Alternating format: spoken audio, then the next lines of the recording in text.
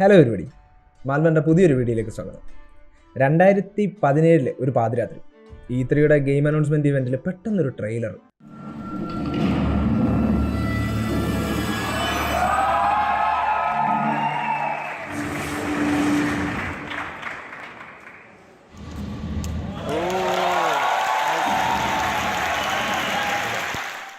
Ubisoft ആ ടൈമിൽ for ഓണറും ടോം ക്ലാൻസി ഡിവിഷൻ റീകോൺ വൈൽഡ്ലാൻഡും അതൊക്കെ ഇറക്കി ഇച്ചിരി വശവശമായിട്ട് നിൽക്കുമായിരുന്നു. ഈ ട്രെയിലർ കണ്ടപ്പോൾ ആസ് എ പൈരറ്റ് ഇരുന്നിടത്തിരുന്ന് കൈയടിച്ചു. 6 വർഷം കഴിഞ്ഞു. E3 ഗെയിമിൻ്റെ തന്നെ ക്യാൻസലാക്കി. ഈ ഗെയിം ഇൻസ്പയർ ചെയ്ത സീ ഓഫ് തീവ്സ് എന്ന ഗെയിം വന്നു, അത് ട്രെൻഡിനൊപ്പം പോവുകയും ചെയ്തു. ബട്ട് യൂബിസോഫ്റ്റ് ഫൈനലി ഈ ഗെയിം ഡിസംബറിൽ ഏർലി ആക്സസ് ബീറ്റ റിലീസ് ചെയ്തു. യൂബിസോഫ്റ്റിനൊരു highly anticipated pirate action adventure ഗെയിമാണ് സ്കൾ ആൻഡ് ബോൺസ്. ഒരു ഫുള്ളി മൾട്ടിപ്ലെയർ ഗെയിമാണ്. ഡെവലപ്പും പബ്ലിഷും യൂബിസോഫ്റ്റ് തന്നെയാണ് ചെയ്തത്. ടോപ്പ് ഗെയിംസായ അസാസിൻ ക്രീഡ് സീരീസും ഫാർ ക്രൈ സീരീസും ഒക്കെ ഡെവലപ്പ് ചെയ്ത സെയിം എഞ്ചിനായ ആനുവൽ എഞ്ചിൻ യൂസ് ചെയ്താണ് ഈ ഗെയിം ഡെവലപ്പ് ചെയ്തത്. ഗെയിം റിലീസ് ആകുന്ന 2024 ഫെബ്രുവരി 16 അതിനു മുമ്പ് തന്നെ സ്കൾ ആൻഡ് ബോൺസ് കളിക്കാൻ നമ്മുടെ സിസ്റ്റം കേപ്പബിൾ ആണോ എന്ന് നോക്കിയാലോ. As usual PlayStation 5, Xbox Series, Amazon Luna, also in Windows PC. Minimum spec നോക്കിയാൽ നമുക്ക് മനസ്സിലാവും ഗെയിം ഒപ്റ്റിമൈസ്ഡ് ആണോ അല്ലയോ. കാരണം minimum processor AMD Ryzen 5 1600 or Intel i7 4790, RAM 8GB dual channel, graphics card AMDയുടെ RX 5500 XT or NVIDIA GTX 1060 and minimum 65GB SSD storage. Well, Intel GPU mention ചെയ്തിട്ടില്ല, but we all know ഇപ്പോൾ റിലീസായ Intel cards എല്ലാം compatible ആണ്. ഞാൻ ഈ early സ്റ്റേജിൽ കളിച്ചു നോക്കി ഗെയിം ആൻഡ് കംപ്ലീറ്റ്ലി എൻ്റെ എക്സ്പീരിയൻസ് ആണ് ഷെയർ ചെയ്യുന്നത്. ഈ 2023 മെയിൻ പ്രയോറിറ്റി ഗ്രാഫിക്സിലായതുകൊണ്ട് തന്നെ ആദ്യം പറയേണ്ടതും അത് തന്നെ, വിഷ്വൽസ് ആൻഡ് അറ്റ്മോസ്ഫിയർ. ലാസ്റ്റ് കളിച്ച സീ ഓഫ് തീവ്സ് പോലെ അല്ലാതെ ഒറിജിനാലിറ്റിക്ക് കുറച്ച് കൂടുതൽ പ്രയോറിറ്റി കൊടുത്താണ് ഈ ഗെയിമിൻ്റെ വിഷ്വൽ ചെയ്തിരിക്കുന്നത്.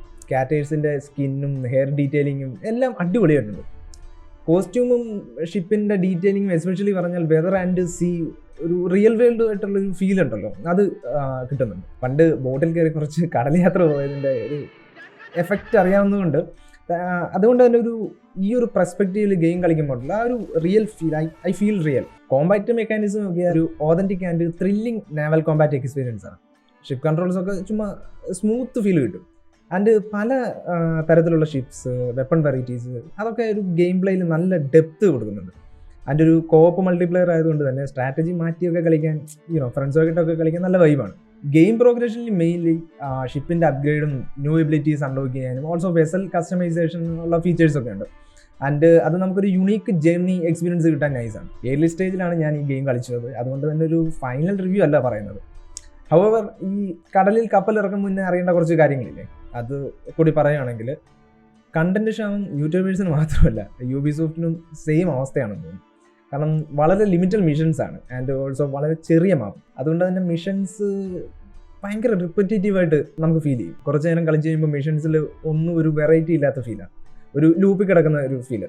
പിന്നെ ഒപ്റ്റിമൈസേഷൻ്റെ കാര്യം പറഞ്ഞപ്പോൾ വിട്ടുപോയൊരു കാര്യം കൂടെ ഉണ്ട്. സ്റ്റോമിലൊക്കെ ഷിപ്പ് വിടുമ്പോൾ നല്ല ഫ്രെയിം ഡ്രോപ്പ് ഇഷ്യൂസ് ഉണ്ട് ആൻഡ് ഓൾസോ കൂടുതൽ ക്ലോസ്ഡ് ഏരിയാസിലുള്ള കോമ്പാറ്റിലും ഒക്കെ ഫ്രെയിം ഡ്രോപ്പ് ഇഷ്യൂസ് ഫീൽ ചെയ്യുന്നുണ്ട്. മൊത്തത്തിൽ നോക്കിയാൽ ഏർലി സ്റ്റേജിലും ഗെയിം സൂപ്പറായിട്ട് ചെയ്തിട്ടുണ്ട്. പിന്നെ വിഷ്വൽസും എൻഗേജിങ് മെക്കാനിസവും എല്ലാം ഗെയിമിനൊരു സോളിഡ് ഫൗണ്ടേഷൻ കൊടുക്കുന്നുണ്ട്. And again game still in development ആണ്. ഫെബ്രുവരി വരെ ടൈമുണ്ട്. ഈ പറഞ്ഞ ഇഷ്യൂസ് ഒക്കെ ഫിക്സ് ആക്കും and skull and bones will shines better than day before. Also video ഇഷ്ടമായെങ്കിൽ like, share, subscribe. Until next time, happy gaming.